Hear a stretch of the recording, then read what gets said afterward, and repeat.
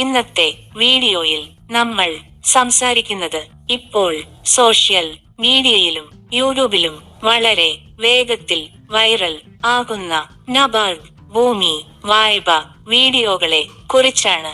പല വീഡിയോകളിലും പറയുന്നത് 10% down payment മാത്രം കൊടുത്താൽ കൃഷി ഭൂമി വാങ്ങാം എന്നാണ്.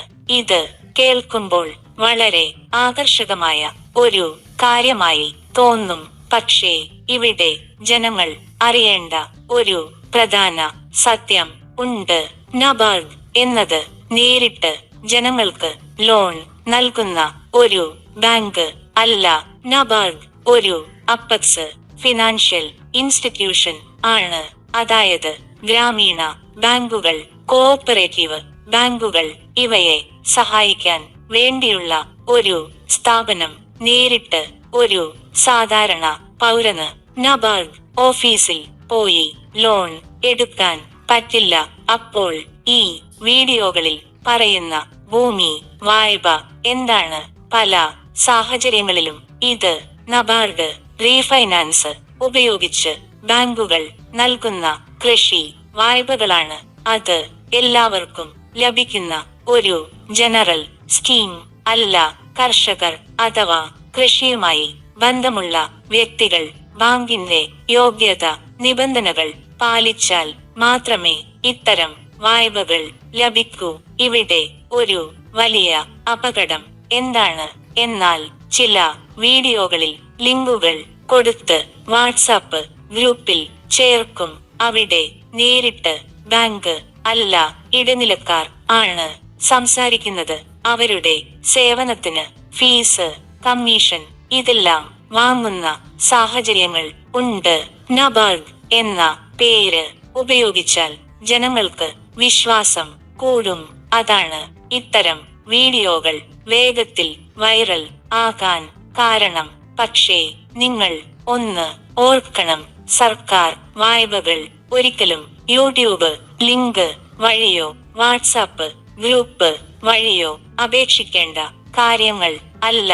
കൃഷി ഭൂമി വായ്പ വേണമെങ്കിൽ നിങ്ങളുടെ സമീപത്തെ ബാങ്ക് ബ്രാഞ്ചിൽ നേരിട്ട് പോയി ചോദിക്കുക. കൃഷി ഓഫീസിലും വില്ലേജ് ഓഫീസിലും വിവരം അന്വേഷിക്കുക. ഒഫീഷ്യൽ ബാങ്ക് പ്രക്രിയ വഴിയല്ലാതെ ലോൺ വാഗ്ദാനം ചെയ്യുന്നവരെ വിശ്വസിക്കരുത്. ഈ വീഡിയോ ആരെയും ഭയപ്പെടുത്താൻ ഉദ്ദേശിച്ചുള്ളത് അല്ല, ജനങ്ങളെ ബോധവാന്മാരാക്കാൻ വേണ്ടിയാണ്.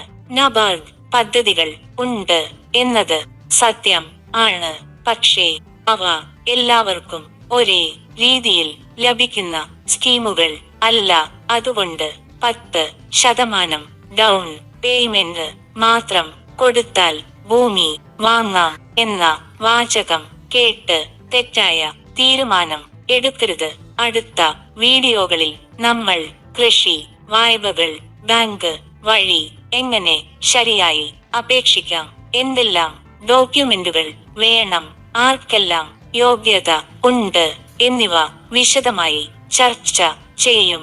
ഇത്തരം വിവരങ്ങൾ നിങ്ങൾക്ക് ഉപകാരപ്പെട്ടാൽ ഈ ചാനലിലെ ഓരോ വീഡിയോയും ജനങ്ങൾക്ക് ഉപകാരപ്പെടുന്ന വിവരങ്ങൾ നൽകാൻ ഉദ്ദേശിച്ചുള്ളതാണ്. ചാരിറ്റി ഭാഗം ഈ ചാനൽ ചാരിറ്റി ഉദ്ദേശത്തോടെയാണ് നടത്തുന്നത്.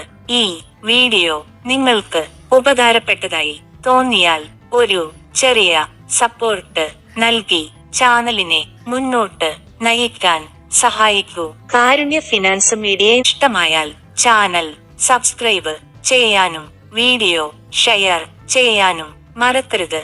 നന്ദി.